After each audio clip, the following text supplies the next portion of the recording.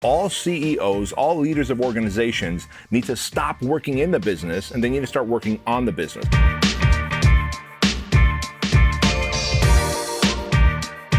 Dude, that's a really good question. So somebody asked me, actually, they sent me a DM and they said, hey, look, I'm a ghostwriter and how do I know how to approach a CEO of a company and let them know that I could do the ghostwriting for their copy and their content and their emails? I said, well, it's simple, actually. Your job is to show them that you could do something easier and better than they can. Because I remember when I used to do all the copywriting in my business, I at some point became the bottleneck. What I mean by that is I had so much content to write, sales copy, blog post, and of course, content for our franchisees and my clients that I would end up really rushing through it, and the content was in poor form.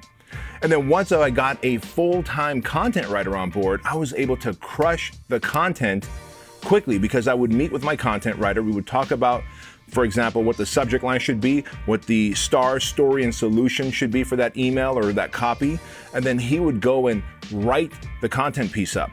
And his conversions were always higher and better than mine because I was just burning through them really quickly. I was already burnt out and I wasn't good at it. So here's what you need to understand. All CEOs, all leaders of organizations need to stop working in the business and they need to start working on the business. Now I get it. In the beginning, you're working in the business because you're everything, man. You're the marketing arm, you're the CEO, you're the janitor, you're the salesperson, you provide the support. You do it all. But at some point, you've got to start delegating. And so whether you're a ghostwriter or whether you're a marketing ad agency or whether you're an outside sales rep, if you're trying to get in with the CEO of a company, you simply have to show them one thing.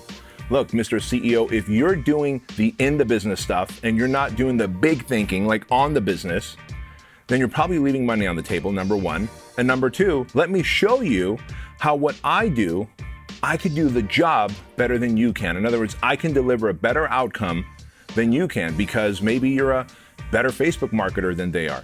Maybe you have a higher closing percentage when you're selling the similar stuff that they sell. Or maybe, just maybe, you're a better content writer, copywriter than they are because they're not in touch with their customers and prospects anymore, right?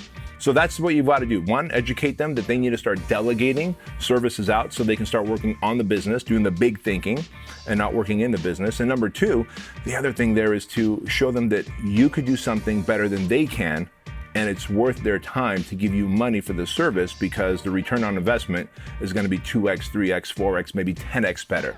Does that make sense?